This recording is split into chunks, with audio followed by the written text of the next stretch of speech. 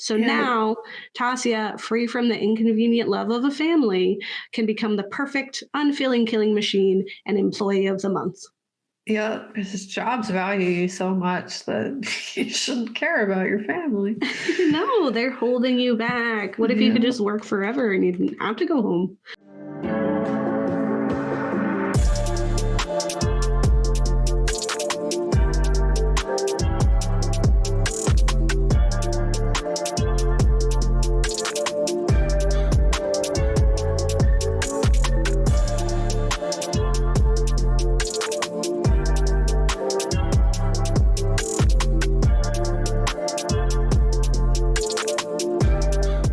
Hi, I'm Kat.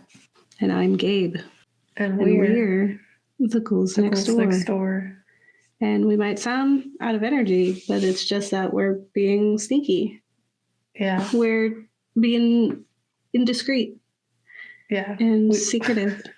We practiced saying hi before we entered the room. Yeah. We had to practice being a people. Yeah. Or the people that we're supposed to be, not the... Right, yeah. Somebody else is pretending to be Gabe. Yeah. We're intentionally us. It's fine. Yeah. Don't question it. We are the Assassins Next Door, a media literacy show from a horror lens where we explore the real life, historical, and technological influences behind our cinematic fears. And today we're talking about the film Possessor. Yeah, it was weird, but it was good. Mostly weird, but entertaining.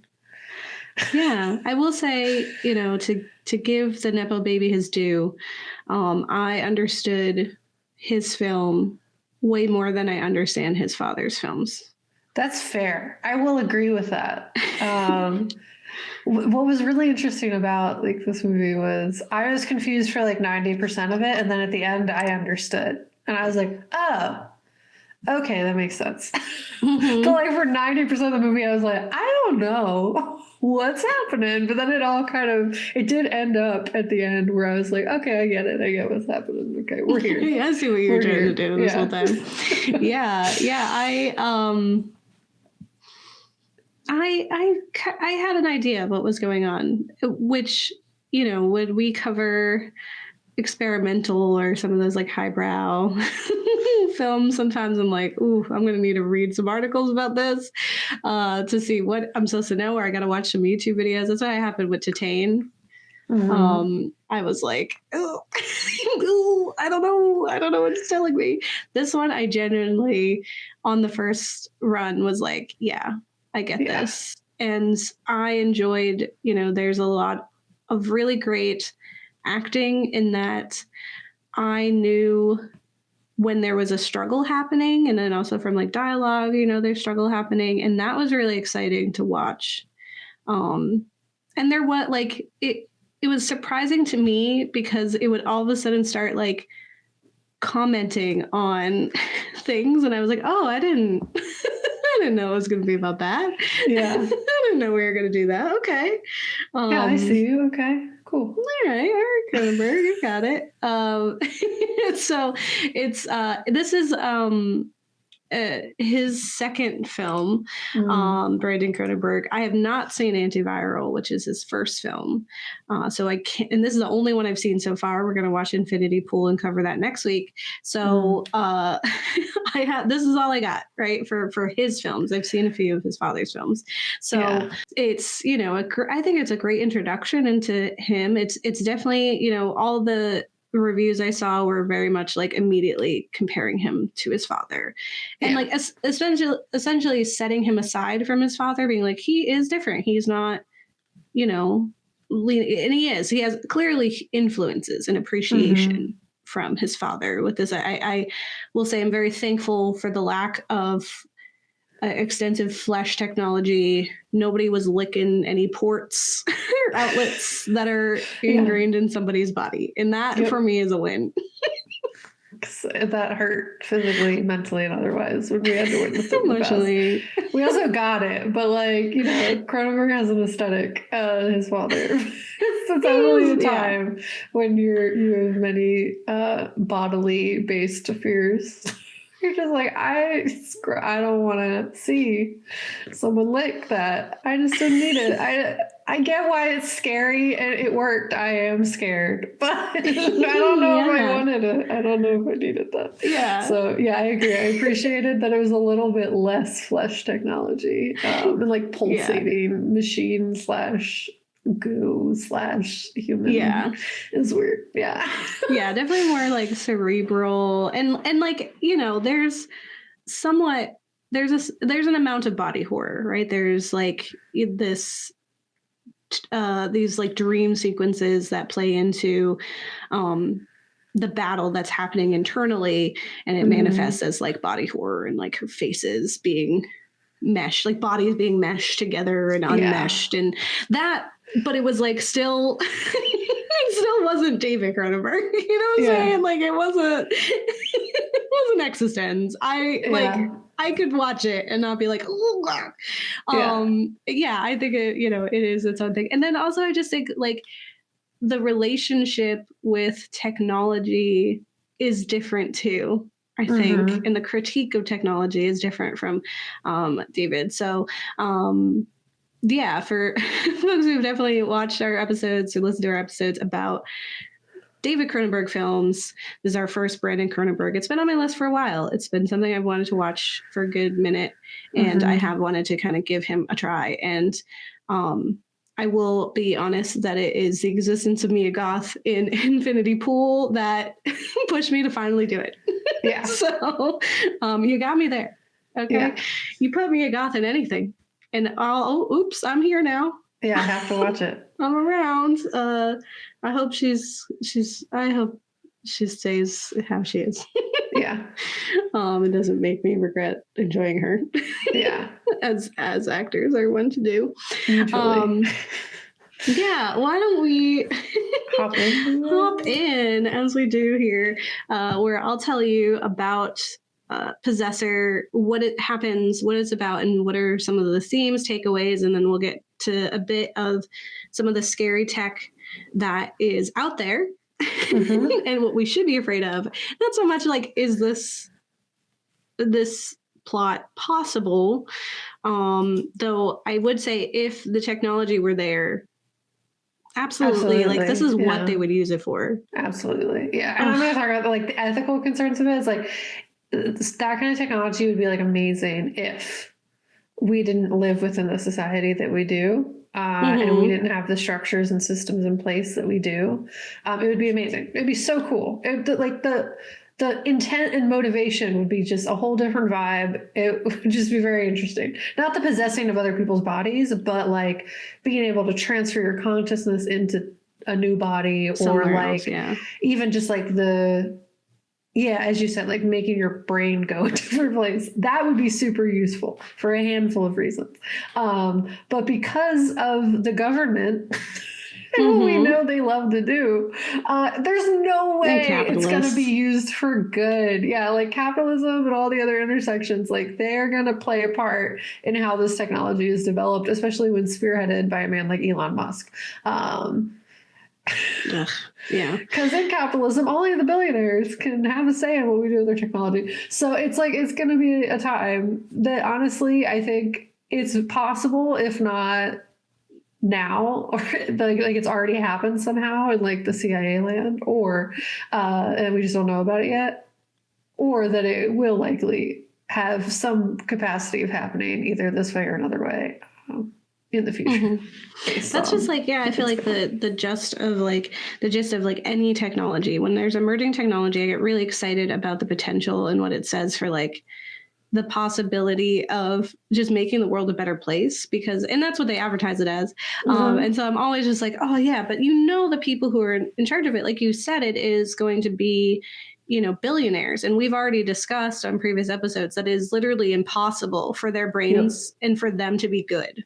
Like they cannot be good and be a billionaire. Like they do not have the capacity and the mental understanding, like an experience of the world. Yeah. So there's just you could start from nothing and later, once you are a billionaire, be horrible. You know what I mean? Like you could literally develop that over time. Even like you could start normal and then transition gradually or drastically into awful as well. Yeah, but you can't you can't be good and you can't get to that all that money. It's just not possible. You have to sacrifice the humanity there to achieve. All right, so Possessor is from the year 2020.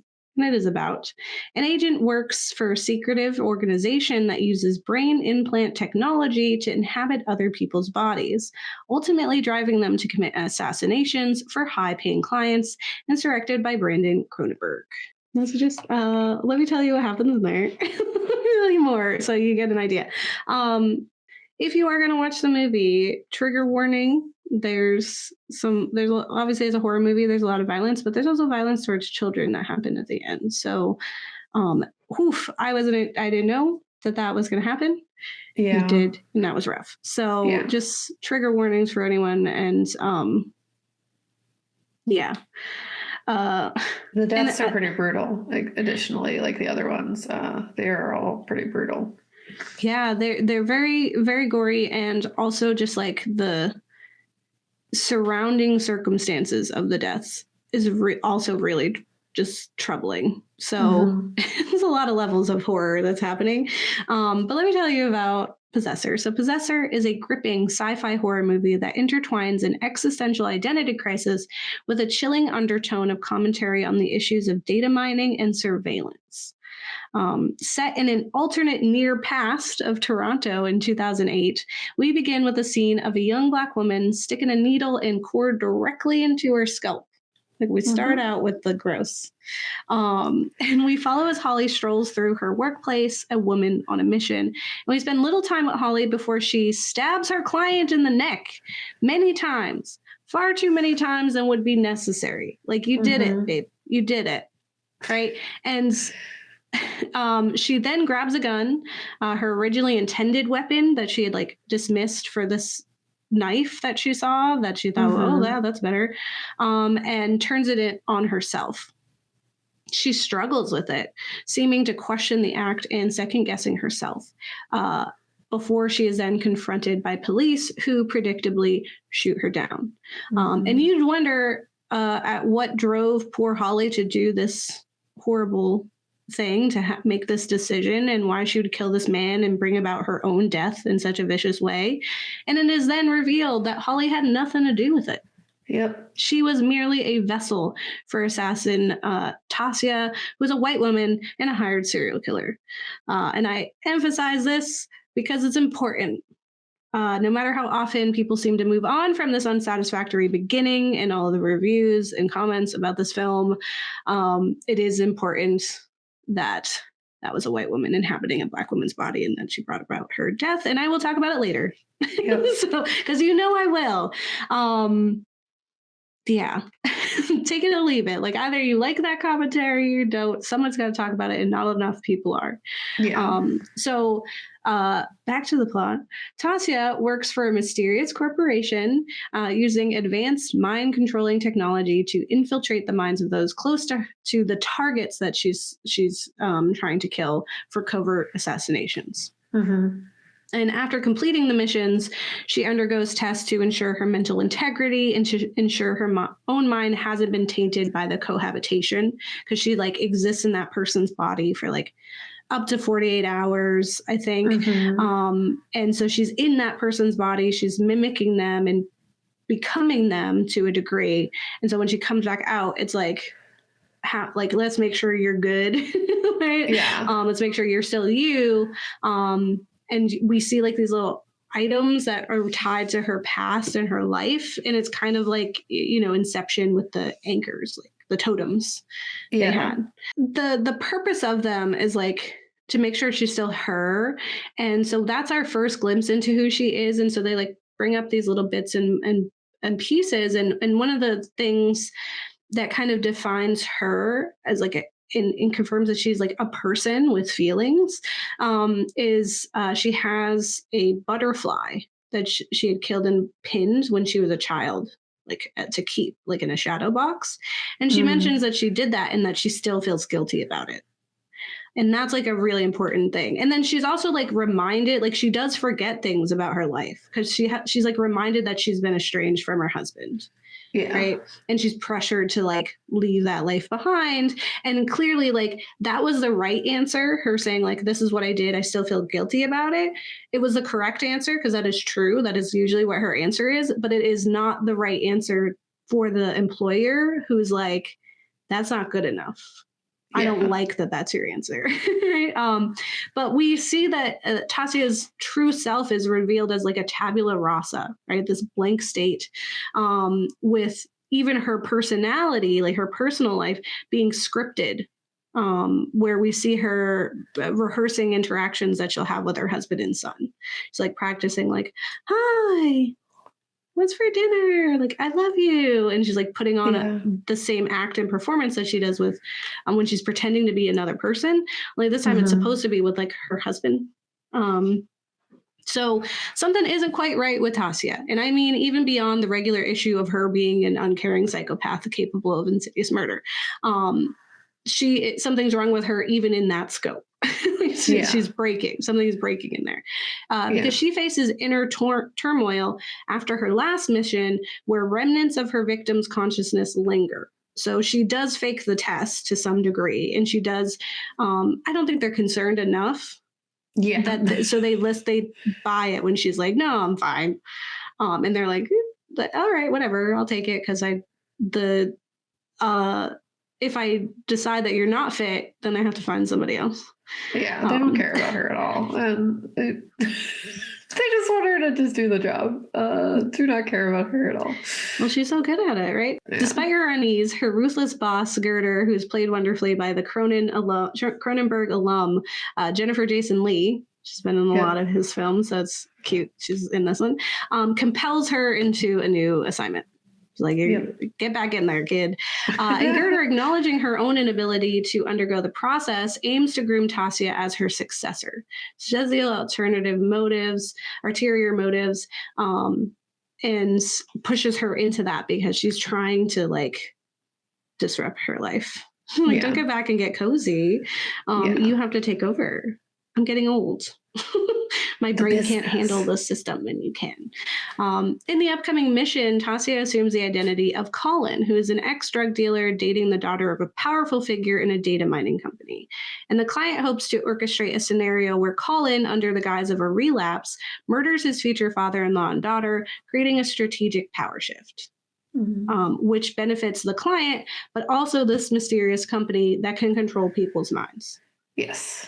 So they're like, oh, we get stakes. Like, we're going to be stakeholders in this company that's mining people's data and surveying the populace. Sure, yeah, let's give them the thing. Right? So it's like red flags. We'll talk about it. It's red flags that is also like not really commented on. It's like, that's not what's scary. It's that she doesn't know who she is. I was like, that's not at all what it is. The data mining is definitely very scary. There's a problem. Which is funny because it really is like a subplot. It's like there, but it's not there.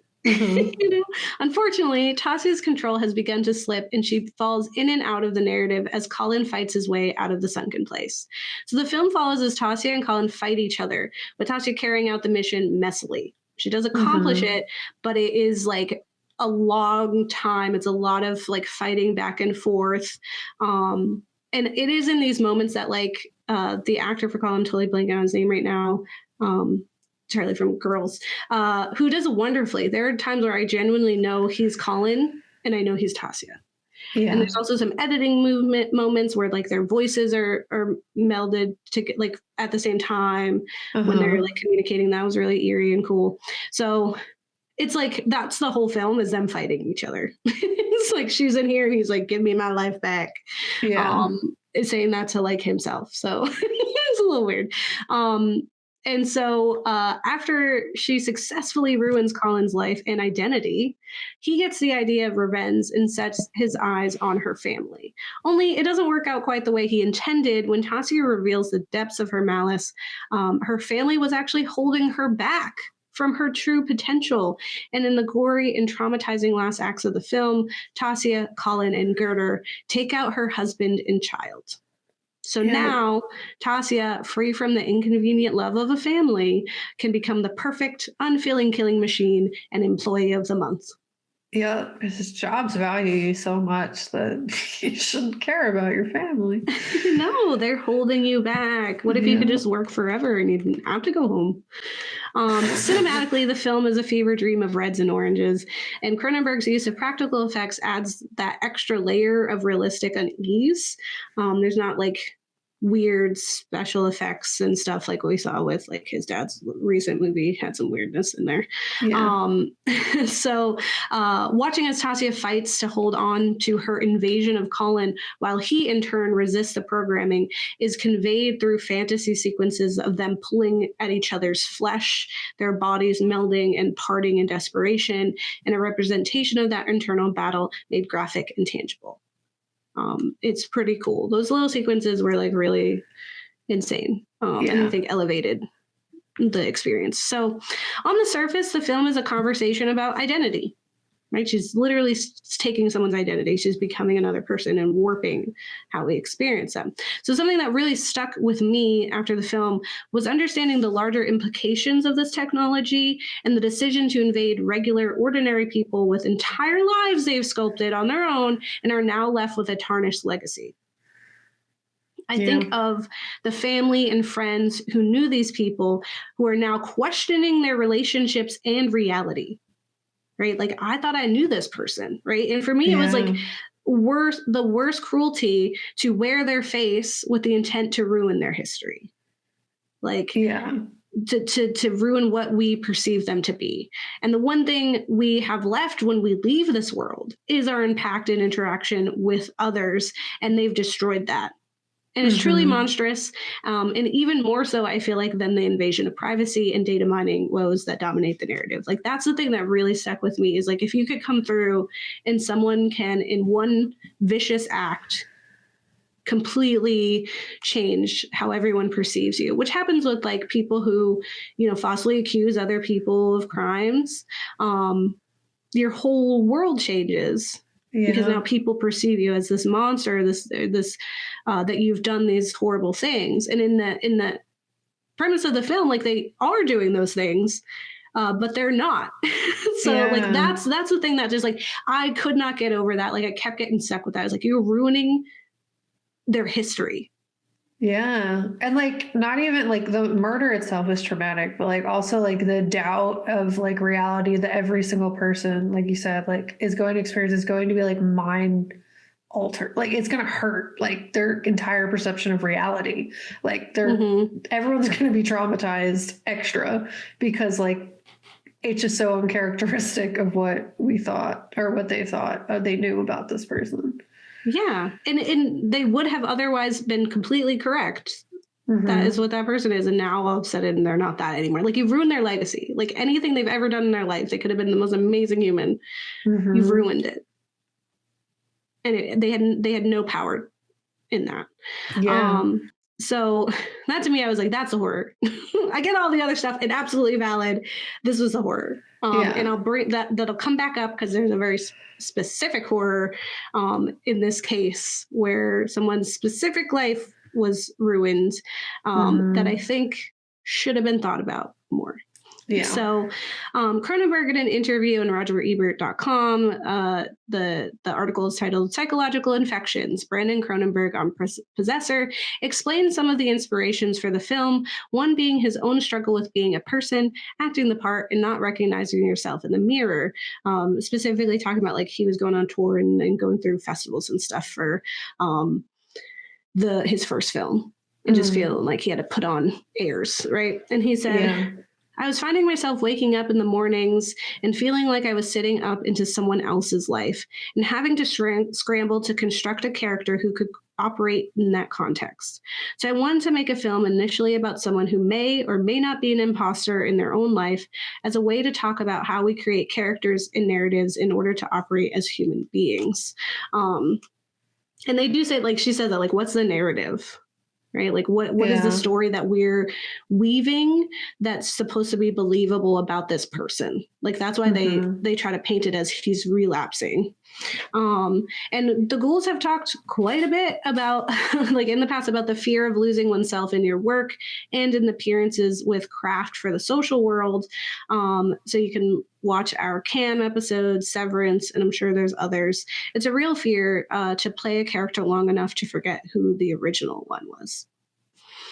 It's that's also scary, right? An additional layer to that. I'm sorry to interrupt, but like is like something that bothered me about the character from the onset was like it also is a very pointed way to describe masking as like an autistic person from my own experience, and like I didn't like that that person had to be a murderer, as like we always kind of see, unfortunately. But like it also very much speaks to that, like if you have to put on a show for the people in your lives, if you're not in a place yet where you feel safe in your skin.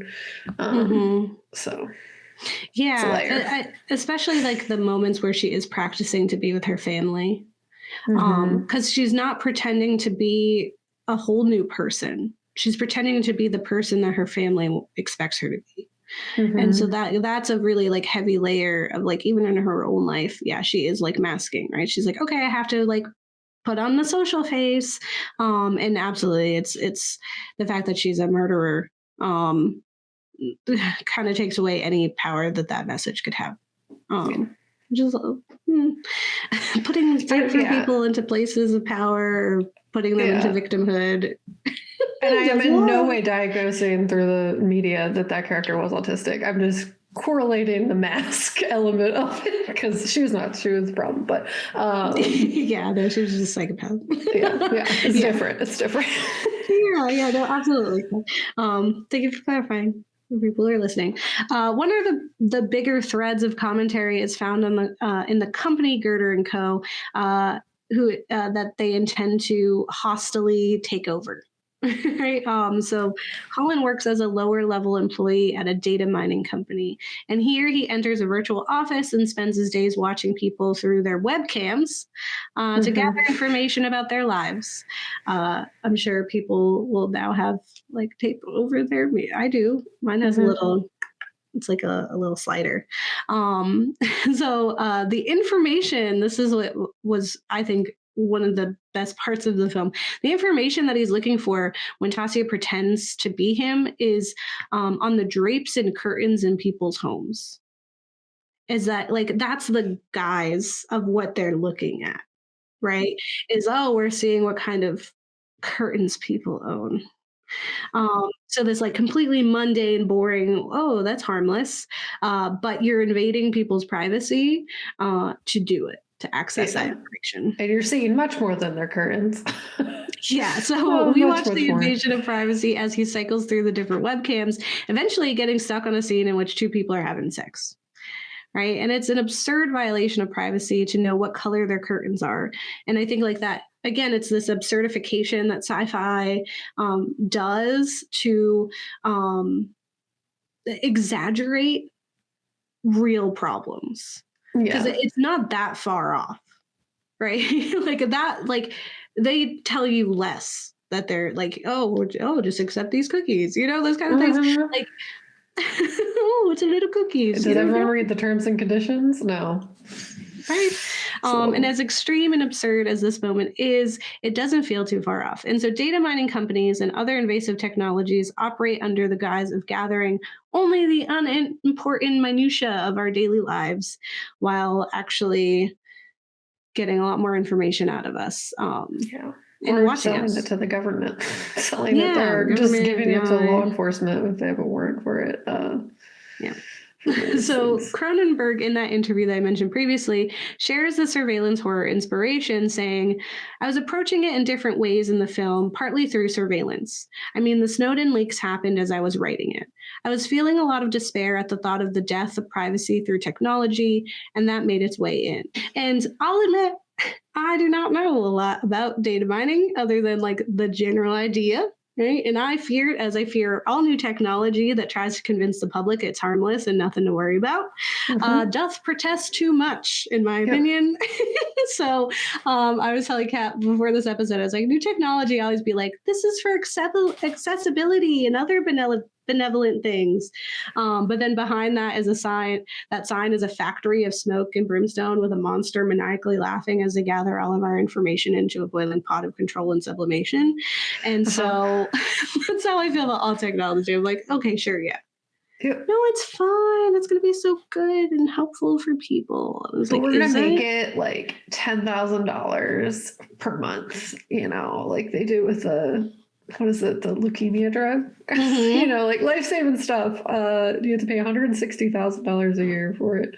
Only certain people can have their lives saved. Yeah. But it's for the good of everybody. Yeah. It's fine. It's not for money. Everything's for money. In a super helpful article on Medium titled "On Possessor, Data Mining, and Labor Alienation" by Noble Dude, they press the details of the process and why we should fear it. So it's super helpful if you want to learn about data mining from someone who did it and gets it, because I don't. So here's what they said. Data mining is central to tech. Data mining is the future of human labor. These days, one of the most lucrative businesses you can invest in or own is a consulting company whose only purpose is to hire low-paid workers around the world to feed algorithms, usually at the behest of some tech company. Some of these jobs are pretty straightforward. Maybe you get to transcribe ads or newspaper articles, or maybe you end up transcribing voice recordings. The idea is this data will be used to improve smartphone apps aimed at disabled people or later used in the creation of innovative software. Maybe. Most of the time, however, these jobs demand tasks that get incredibly abstract and strange. It's all hard to gauge since there's a severe lack of transparency in the industry. As well as regulation. Yeah. So we have the trouble of not fully understanding the roles that we play in these elaborate ploys for information and control. Further, Noble Dude explains how, due to the virtual element of the job, much of the work is outsourced, allowing for the companies in charge to underpay their employees and avoid labor laws, restrictions, and basic human decency. This disconnection from our role in the work contributes to a larger problem and the core theme of the film, according to Noble Dude, which he explains is worker alienation. Right. So Noble Dude draws a connection between the film's villainous corporations and Karl Marx's concept of labor alienation. The idea is that as the pace and intricacy of production increases, laborers gradually become detached from the products they manufacture. The emergence of factories during the later stages of capitalism transformed production into a series of interconnected processes involving the construction of individual components that contribute to larger entities, ultimately destined for sale and consumption. But we don't always see the bigger picture because we're in the first step or the third step in the conveyor belt of creation, right? Yeah. So he compares the work of a shoemaker who is involved in all aspects of creation with the shoe to the work of someone making screws, like in a screw company, right? So screws that will then later be used in war tanks. So like with a shoemaker, they understand exactly every little like small piece that goes into the designing of the shoe. They know what it's going to look like in the end, and they know all the work that went into it.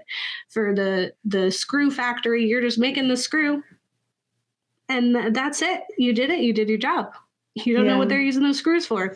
So they are so far removed from the final result that their contribution to a larger issue like war is lost on them. And Noble Dude claims data mining is the most extreme and abstract version of this alienation, and completes his thorough examination of data mining and is this alienation. And again, I highly recommend this article to learn more about this whole process, by tying it to the severity of job performance, saying the thesis at the center of this the gruesome climax is that we have secretly internalized capitalism's promise to such an extent that, yes, it is worthwhile, desirable even, to destroy and sacrifice everything you have and are in order to excel at your job.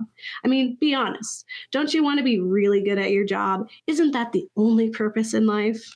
And that is the final message in the film. When we see Tasia finally shrug off the inconvenience of family and love of her regular life, right? Now unburdened, she can be the perfect killing machine. This is confirmed when in the final moments, Tasia is tested as she had been earlier in the film, only this time she reveals no lasting feelings of regret or anything that makes her remotely a caring, feeling human being. When she pulls out that butterfly, she says, I killed this when I was younger. That's it. I don't regret it. I don't feel guilty. Yeah. Right. So, and then, Gerder's like, did it. Excellent. That was the goal. Oh, wow. And now the last thing I'll speak on is important and unfortunately underreported on.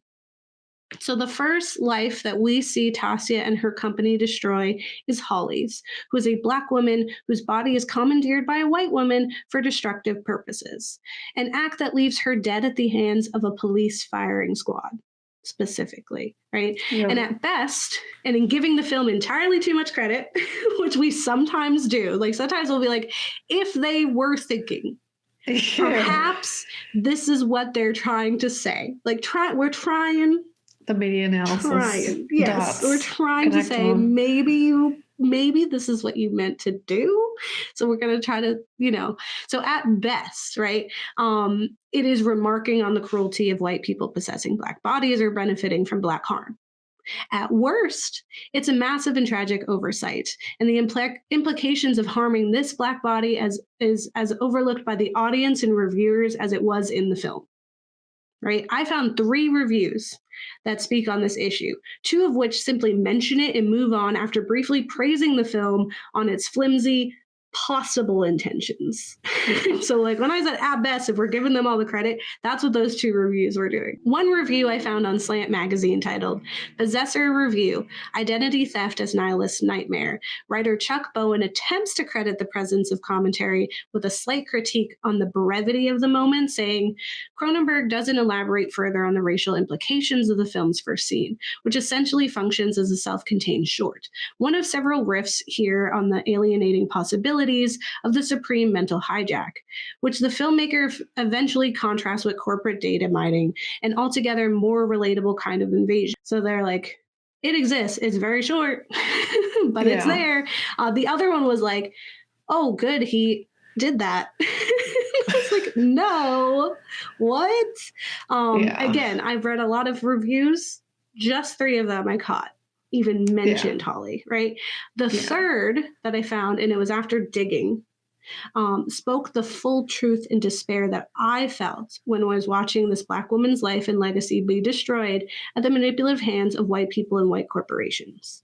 So on Electric Literature, there's an article titled White Audiences Are Obsessed with Black Martyrdom, and writer Celia Madison shares her thoughts in their overall critique of using Black bodies as martyrs for white messages.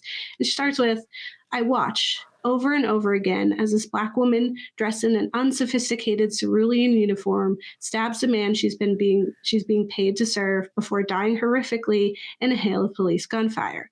A brief cruelty that lingers, made even more gruesome when you catch that moment of defiance in Holly. So Madison says, she's unable to pull the trigger, her hands trembling on the grip. Here I think I see Holly emerge, wresting control from Voss, resisting this posh white woman from an unseen get-out-esque sunken place. I imagine Holly acting on one of our most basic human instincts to self-preserve, one of our most ingrained instincts to resist white dominance. And Madison questions the lack of notice by those around Holly, which is what really struck me, because I was like caught up on like her, like how one, it is just visceral. It's just awful for that to be the first thing that we see. And then to learn like it wasn't even her. So I was thinking about how her life is ruined. But she's talking about like the fact that like no one even knew to our knowledge, that she wasn't Holly, right? And so when we spend time with Colin in the film, which is a lot longer, we watch as others are quick to notice him acting strangely, right? So Tassia had gathered only necessary information on behaving as him, and understandably missed the small nuanced pieces of a person that others who know them well would sense as wrong or different. So for this, it's does no one notice that Holly is strange? Right. And Madison even asks, if someone were to notice and report it, would anyone care to investigate? Saying, in the betrayal by someone who watched you long enough to package your life, but not enough to recognize your humanity. It's what makes the sunken place so existentially frightening. In a world where we as Black women are still allowed so little freedom of movement and expression, the idea that we could further have our personhood stripped from us and that nobody would notice is horrifying. Yeah. And that like hit that extra mark of like, they didn't even see her. And because it's reflected in the fact that, similar to what we were complaining about with Don't Worry, Darling, right? Is like you put this person here and you didn't think about it. Yeah. Or you didn't think long enough and you weren't intentional enough to think about the weight that their presence had, and you treating them this way on screen would have on the people who are watching it who look like her and live her life. Right. Further, with Holly's Blackness, unlike Colin, there is a confirmation of closure in this case. And she says, and if Vaz's Holly failed to execute the suicide, there's no chance of Holly leaving the building alive. Her Blackness is a failsafe. No Black person is politely escorted out of the building in handcuffs after committing murder. She goes on saying, like, they're not giving them pizza, which is like remarks about some other serial killers we've seen, or mass murderers. So this interaction with authority is representative of a bigger issue, a complex and institutional understanding. And I am really thankful for Madison speaking on an issue that haunted my experience of the film. Right. Changing me and Kat's interpretations of the film. Like right out the gate, we were both like, ugh. Oh yeah. Like like we purposely had to be like, we're gonna like when like I even said it, I was like, I'm gonna pocket that. Yeah. I'm gonna put that in my pocket. Turn it off and we can't. But then I brought it, like it was like 10 minutes later, I brought it back up because I couldn't. Because I was like, okay, but another thing, she's on the screen for 7 minutes and I could only think of her the whole film. Yeah. Like every time anyone else did something. Go ahead. And it's like the lack of care they did in even preparing for her. Kate, like you don't see the prep that went into Colin. You know what I mean? Like they were just counting on her being perceived in that way. Like it was just really gross. And it's like she's wearing like, there's also the element of she's wearing a wig. There's like all these like added layers. It's like, this is a person who doesn't understand how to like be her. And they never considered that. And like that to me is just as malicious as if they strategically did that. Right. And yeah, it like literally 7 minutes and I like kept because they're like, okay, we'll come back to that. And I was like, I'm coming back to it. I'm bringing it back up. Because we, like Madison, were immediately disrupted by the violence and the decisions that must have led to that specific scene playing out the way that it did. Right. And even again, if we're giving them the credit that is due, they didn't do enough. If that was the intention, they didn't say anything about it. Yeah. So they didn't. They just hurt us and then moved on and was like, yeah, this hurts, right? So Madison ends their amazing article. Highly, highly recommend. Please go read it. With a heavy thought that continues to linger with me even now. And she says, when I rewatch the film, I hope that as Colin fights for control over his body, he senses someone resisted before him. Like so many others searching for self-determination, he might find that a path has been cleared by a Black woman before him. Maybe as his hands were unable to pull the trigger and he unsuccessfully tried to regain control of his body, he recognized that someone else had been here before him. And as I replay Holly's 7 minutes again and again, I try to tease out the lines of Graham's short, startling performance. I want to trace when Holly emerges and Vaz falls back. I want her to know that someone noticed when she was gone.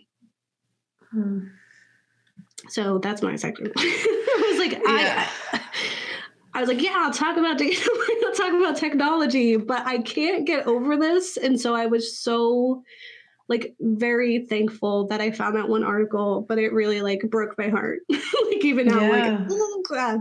So it's it's a mess. So why don't we learn about the technology? Because that is also horrifying. Yeah, less horrifying, but horrifying. Yeah. So in my section today, I'll be unpacking a few ethical dilemmas surrounding the use of technology and the way that we see it like represented in the Possessor. Currently, we are not equipped with the kind of technology necessary to create this dystopian scenario, at least not at the level that we see it in the film, as far as we know. But there are technological advances in the works that could enable this kind of future, if not regulated or monitored.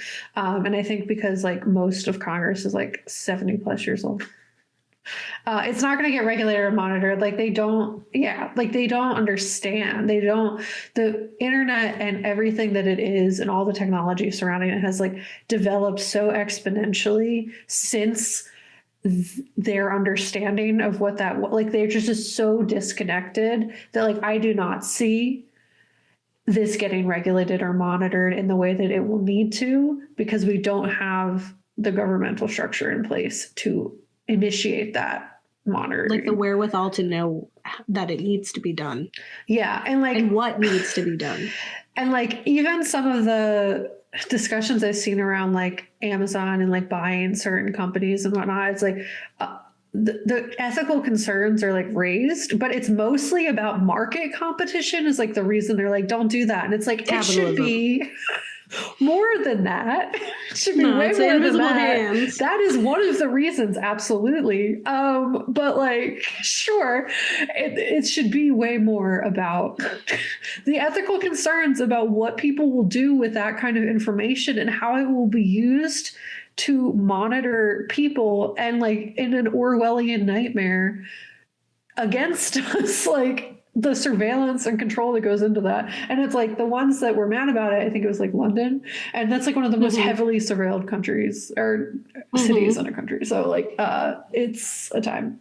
So I don't think it will be regulated or monitored in the way that we need, just like how we're seeing like AI develop and everything else. So I think considering the documented history of how corporations, the CIA, the government in the past have experimented and attempted to control people as well, it is within reason to be very concerned about how they would operate if this kind of technology were achievable. Games have hinted to this in many terrifying ways, as well, in how technology and our biology could be altered and integrated, as well as manipulated by those in power, thinking like Cyberpunk, Metal Gear, many others. As well as there's like also Orwell. Yeah, Orwell. The game We've done an episode about surveillance. Yeah. Check it out. Oh, I'm trying to think of like, there's like other ones too. Like there's so many games that have come out in recent years or like are very old, and we're talking about this way ahead of where we are now. So I'll be unpacking 2 technology use cases and the ethical concerns surrounding both. We'll get a little bit into Neuralink and like brain chips, and then we'll get into a little bit of data mining and like our information being sold to companies and also being used against us by police and other things. It's so fun. But still, the least scary part of the film. So to provide some context, Neuralink is a company that Elon Musk owns, and we know who he is. There's a few articles that I got from, but I found a YouTube video that was really interesting from about that. It's called Neuralink Brain Chips First Human Patient. How does it work? And it's a trip, honestly. So they go into like kind of unpacking the intent or claimed intent about what's being developed and how we've seen it represented thus far and how it's continued to grow. So essentially Neuralink, the chips that can go in our brains, have successfully been implanted in a human as of now. Like it's recent, it happened. They're apparently recovering well. We don't know anything about them really. We don't know their names or like how well they're doing or what that even means in the context. But Elon Musk tweeted that they're doing fine, so let's trust him. So in this video, they claim that the goal of Musk and the Neuralink project is to merge the human mind with AI. There's like speeches where Musk talks about this, where he said, where AI is inevitable, the only way we're going to compete is if we make ourselves like machines. Well, we did this. We did the digital apocalypse. Yeah.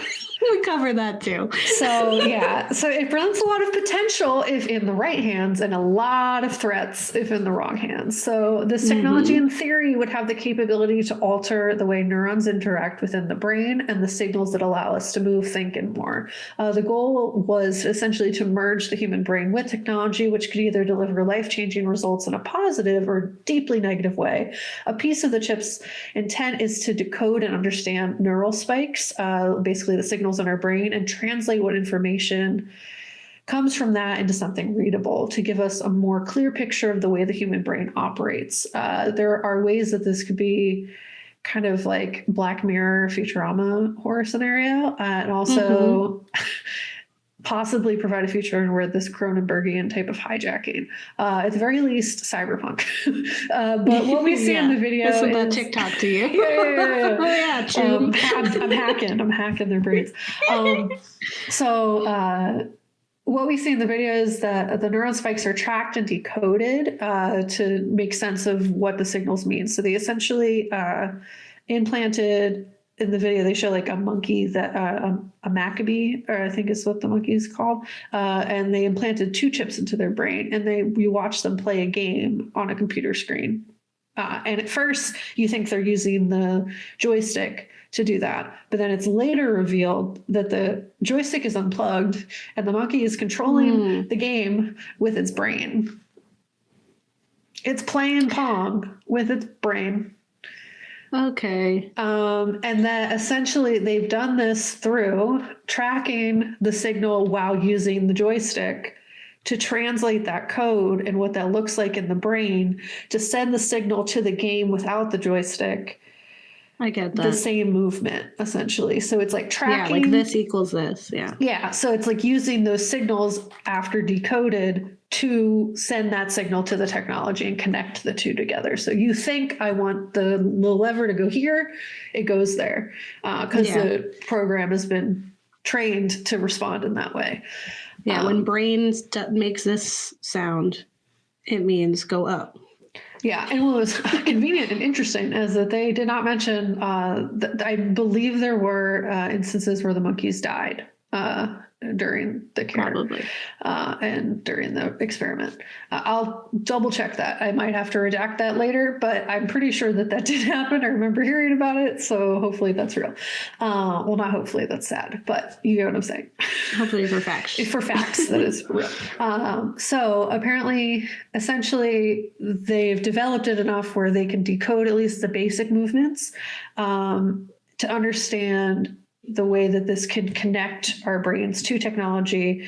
And essentially the goal would be to, through understanding this coded technology and the signals that are there, to be able to translate that into ways that we could use tech to move things or send an email or operate in a job or even like control prosthetics and other things. So that, as I said, there's ways that this could be used like to be very life-changing in a good way, but because of who's creating it, it's likely that that's not actually where it's going to land at the end of the day. So the video goes on to claim, and Musk himself claims, that they're seeking out patients who have amyotrophic lateral sclerosis, or ALS, formerly known as Lou Gehrig's disease. And illnesses and injuries that cause paralysis, essentially, to test the capabilities of whether or not the Neuralink can restore the connections between the signals sent by the brain and its pathway to limbs and other areas of the body. Additionally, using the connection to technology, prosthetics, and other tools that the brain could activate and control. This could extend out to being able to replay memories down the line too. It's been alluded to that they could play your memories, decode those, and you'll be able to watch those back. Offer That's a Black Mirror episode. Yeah, it's that's something that I think is a major ethical concern. I understand it from the perspective of like, I don't have a horrible memory. I would love to know what I was doing when I was 5. Sure. Yeah. But do I want the government to know what I was doing when I was 5? Probably not. And I like the way that this could be manipulated to like be shown in trial. Like everyone would know if someone murdered somebody. To find people where they were. Exactly. Like there's so many ways that this could be used and ways that this could be like translated into something messed up. So thought crimes. Yes, predicting murder through thought crime or like anything else, just predicting crime in general. I thought about stealing eyeliner, so arrest me because I might, like stuff like that. Pre-murder, like there's so much media that already like kind of covers this. So it's essentially they're like, we watched that and we're like, let's do it. Let's just see, A show I want to like shout out is Upload that's on the Evil Prime. And it's all about like digital afterlife and uploading your consciousness into an afterlife. And it's about like capitalism and how that would like translate. Like you can be put in low data mode and like you're just frozen for months at a time if your family won't pay for your afterlife subscription. So it's a whole thing. So essentially, and then like the goal is that eventually you can re-upload your body into a living person. So it's a temporary. One day we'll do altered carbon. So it's all a whole thing. But it's essentially that this technology is being created and could eventually lead to these outcomes. It's being offered and talked about as if these are the eventual outcomes that will take place. So you can watch videos in your mind, send an email, thought-based connections to the internet. It makes genuinely joining the simulation. It would change VR. Like striking vipers, you could go striking vipers immediately. Like it would just be like everything would actually be happening in your brain, and that would be a part of the situation. So this kind of technology, as I said, could be really amazing if we did not live in a capitalistic and oppressive society. If there was any trust for those in power to not manipulate and distort this power, I think this would be an amazing deal. I'd be like, oh my God, this is so cool. Holding my breath. Wow, what this can do to change people's lives in a positive way. But we don't live in that society. The if isn't there. So it's very likely, unfortunately, that this will be manipulated as a method of control, as a method of like putting advertisements into our brains and other like really gross, uncomfortable things, a cyberpunk kind of future. The new Jim Crow. Yeah. So considering who's in charge of developing the technology, and I mean, there are other companies, but it's like, who's funding them? I do not believe that this will stay what it is claimed to be made for. I think they're using that as a way to get people to think it's a good idea, to validate it, as you said, Gabe. And they're not going to use it for that, unfortunately, because of the world that we live in. So there's also articles that kind of go through the ethical implications of brain chips, specifically the 20th WCP ethical assessment of implantable brain chips, goes through the benefit applications, the ethical and social concerns, cost and accessibility, and its use for control and surveillance, and the lack of regulation and policy, or rather the need for it, and the fact that we don't currently have that in place. So they kind of go through it would be amazing if these chips were able to help people enhance their sensory perception, memory, cognitive abilities, as well as help people like use prosthetics and other things to be able to like get through the world in a different way. So, and it could also enable invisible communication and provide consistent access to information. All of those things super beneficial and interesting. But the ethical and social concerns are essentially safety issues. We don't know what these chips will do to our brains. We don't know what the radiation from the technology in our brain will do, as well as informed consent, privacy concerns, and potential genuinely for social inequities, because there's going to be a price point to access, as well as like the psychological impacts of altering and merging the human brain with technology. Additionally, cost and accessibility is an issue. Essentially, the text acknowledges potential cost effectiveness of the implantable brain chips and discusses the stages of adoption from therapeutic use to enhancement. And it raises concerns that this technology would be accessible, that there would be a large socioeconomic gap between classes, and then also like just the ways in which, like, even if there's access to life-saving care, like we see today with the pharmaceutical industry and everything else, that like they can make medicine, but they're not going to give it to the people who need it. They're going to charge them hundreds and thousands of dollars to gain access to the thing to save or help or improve their lives. Because they don't care about people. They care about money, ultimately. They also warn about the potential for totalitarian control and government surveillance facilitated by implantable brain chips. It discusses the implications of individual autonomy, privacy, and security, particularly in military and criminal justice contexts, as well as like the remote capability to just like end somebody. It's Bluetooth compatible. You can Bluetooth someone out of existence with that.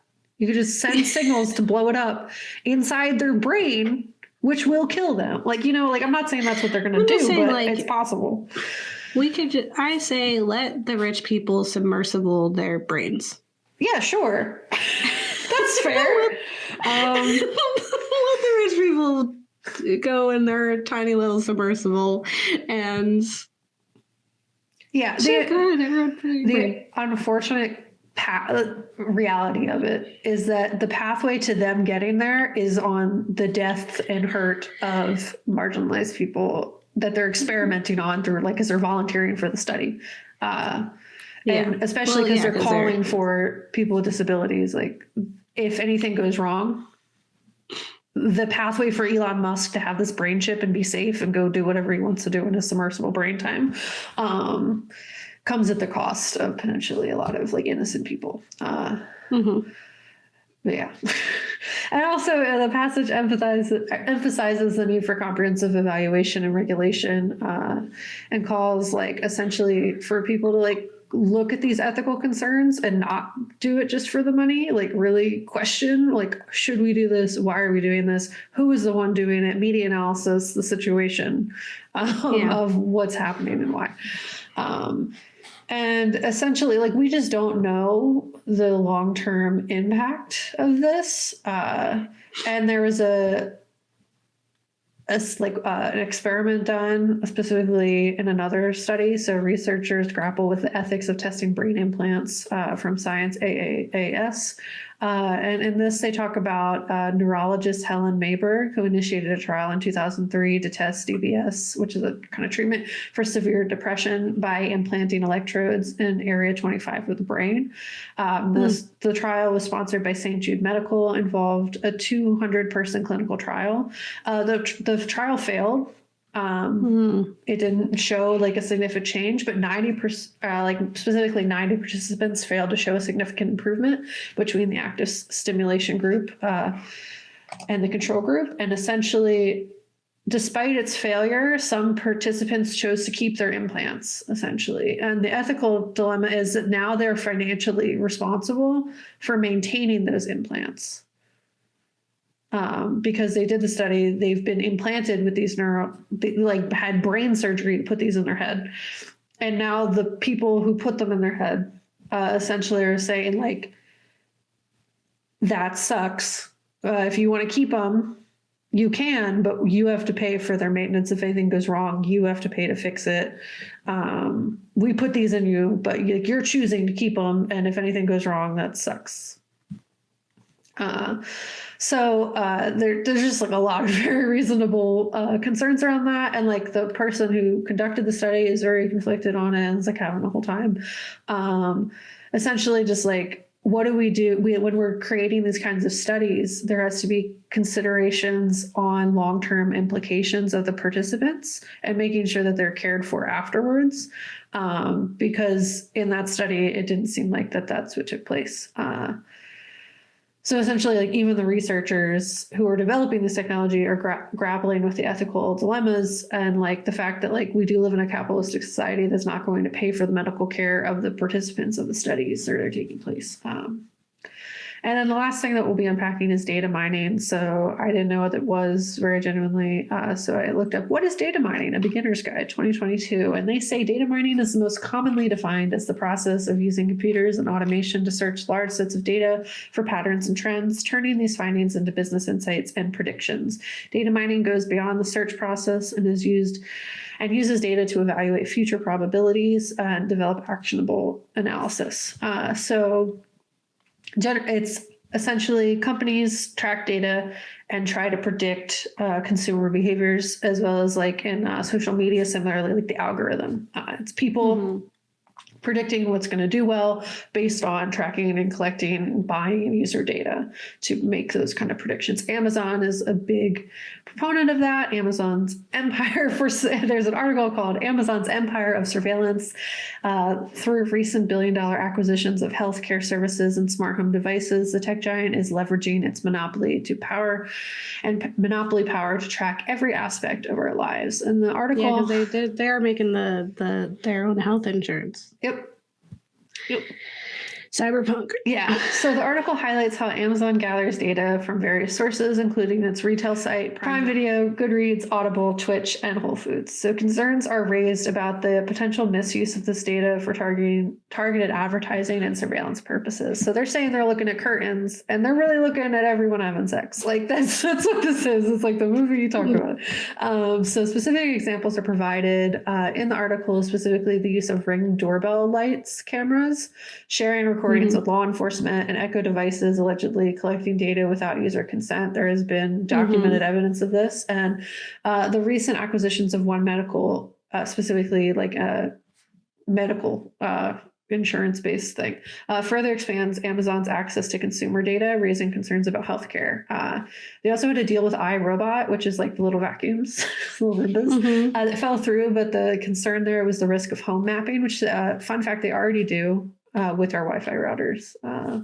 So it's fun. So while the iRobot would definitely also help with that, and they would give more people access to that information, unfortunately, Wi-Fi routers already do data mapping because they've trained AI to be able to tell where people are based on where your Wi-Fi router is. I sound like a conspiracy theorist. And your Echo, like in all of those things, when they hear your voice, they can map where you are. Like they use like echolocation. Yeah. So it's like a whole thing. They are tracking the heck out of us. That's why I like stopped using my like Google Home.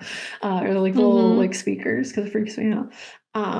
So essentially, this is not something exclusive to Amazon, but Amazon specifically markets itself as like an online marketplace, but is a surveillance agency. Like they don't talk about it enough. They are 100% a surveillance first agency, and then they also sell you stuff. Critics argue they sell you the stuff you want, maybe because. How did they know? Yeah. You know, when you like say into the phone, like rings, like your person goes away and you're like, oh, I want this. I'll give them ads for it. So that's what Amazon is essentially in essence collecting, as well as like social media platforms and whatever. So critics argue that Amazon's market dominance and data collection practices contribute to antitrust concerns and threaten consumer privacy. The article mentions ongoing legislative efforts to address these issues, including proposed antitrust bills aimed at restraining dominant digital platforms like Amazon. We do not know if they're going to go through. In an article, they quote someone named Greer saying, people tend to think of Amazon as an online marketplace, but really Amazon is a surveillance company. Every aspect of their profit is derived from their ability to amass and leverage data. Amazon's surveillance of its employees is well documented as well, from its time off task metric that measures productivity to monitoring its delivery drivers with AI cameras. Such strict standards that employees report being scared to take bathroom breaks lest they fall behind, drivers and warehouse workers have reported. That's when they were like peeing in bottles and stuff. Yeah, and like just like the union busting and all that stuff too. Like it all kind of connects. The level of surveillance is like pretty terrifying, and like the way that it's used to isolate us, as you're kind of like discussing, Gabe. So there's obviously ethical concerns around data mining. I found an article about the ethics of data mining, and there are 3 chief concerns that they list, specifically transparency. Customers should have a certain amount of visibility into and control over how their data is collected and used. a lot of this stuff is like not told to people outright. So you have to like seek out how to like turn off the tracking stuff. And like also like the terms and conditions being in like tiny fonts that are like 18 pages long. It's like it's intentionally made that way so that you don't know what you're signing up for. So it's a very clear lack of transparency that currently exists within the data mining space. Essentially, companies should be forthcoming with their data collection and use practices and ask permission before acting rather than ask forgiveness after the fact. However, transparency with opt-in or opt-out procedures is not sufficient. Customers should be presented with and asked to explicitly consent to specific language around data access and usage in order to make informed choices, but that's not given, essentially. The other concern is personal data. Currently, there's no industry or political standard in the US regarding the legal parameters or definition of personal data. Today, businesses operate largely with sector-specific regulations and their own beliefs about what constitutes personal data. Often, these ideas center around legal consent rather than types of data and how companies can or cannot use them. The latitude presents risks to customers. And then governance, especially, they said, even in the EU, where the GDPR offers a more comprehensive legal framework for data practices, control within companies is just as essential as protecting consumer data. There must be leaders assigned to policy development, supervision, and enforcement. Without proper governance and like regulation, ethical lapses and legal troubles are inevitable. So essentially, with the system that we currently have in place, there's just so many openings for breaches, as well as just like lack of care actually for like the human lives that are impacted by these things, and a prioritization of profits and access to our money. Yeah, lots of scary things, especially with the questions of ethics, because it's like they're not going to ask those things, and the right people aren't going to ask the people who are in charge. No one cares. Yeah, and it's like a lot of it's like asking for forgiveness, not permission, is something that those companies use often. They're going to do whatever they want until they get caught, and then they'll be like, oh, geez, then we'll accept the consequences. But luckily, we made billions of dollars, and now I can flee to an island, Mm-hmm. Yeah, and I guess, when you're thinking of the ways that, that technology has been practiced on, tested on, minorities, lower income folks, vulnerable communities, then it is, again, giving more credit to the film than it probably deserves. A good representation to start a film in which you are abusing and using human bodies as tools to start it with a Black woman. Yeah. Again, to more credit than I think that it actually deserves. But there is something to say there. And unfortunately, right, is the truth. It's always just like, nothing about us without us. And they weren't there. So they were not part of this team, I promise. Yeah. They didn't show up anywhere else. There's no other Black people. Nope. Cool. So yeah, it's fucked up. Yeah, I that if you pocket it, if you say, yeah, okay, this is the truth of that, and then you pocket it, it's a decent film. Yeah, like genuinely, I enjoyed myself when I could temporarily suspend that rant and watch the film. I think that part was it. Like, I think it was an interesting film, and they brought to life some horrors that I didn't even really think about. Right? Yeah. It's just par for the course of horror. Yeah. And I think it's fair if you don't want to see that. And the film, whatever it was trying to say, it was not worth the cost that it did at the beginning. Mm-hmm. So if you don't want to watch it, that's okay. And that's fair. Yeah. Yes. Absolutely. And if you're going to do that, just do it. Which I'm thinking, because for people, if you're listening and not watching, if you go watch, I am trying to be the Tasia, who has very white hair, blonde white hair, and then like very light eyebrows, and Kat made a joke that kind of looked like Ariana Grande. So it's just like, yes, and say that shit with your chest. Yeah. Yeah, maybe they should say that over your chest. If you're gonna say it, yeah, own it, dude. Say it then. do it intentionally and thoughtfully. Yeah. Yes. And we got one more episode left of our New Year New Me series. It definitely has my brain turning, thinking about terrifying technology and all the different things that we have yet to cover, including altered carbon, and eventually like even talking about we potentially were going to cover Maniac, which was about clinical trials.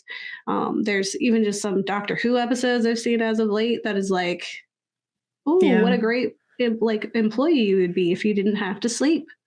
Yeah. And it's like, capitalism strikes again. There are so many like pieces of media that would just be really interesting to unpack. Even the games, there's so many games I've played recently, like that are just so spot on when it comes to that. Like I've been replaying Metal Gear, and like that is the whole series is like government do messed up thing, make people like mutilate people and make them into super soldiers and stuff, and then also like destroy vulnerable populations in the process.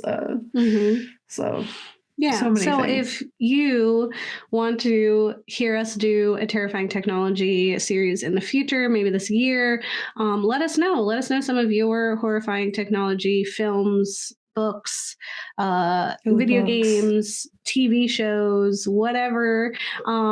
And we will see about putting them on the list of something to potentially cover.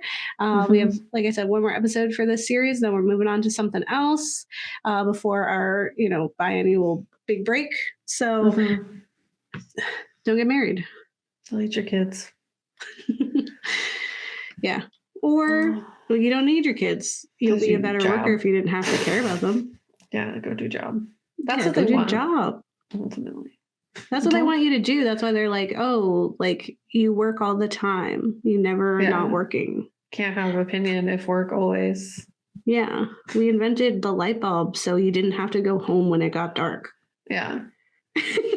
Okay. Bye.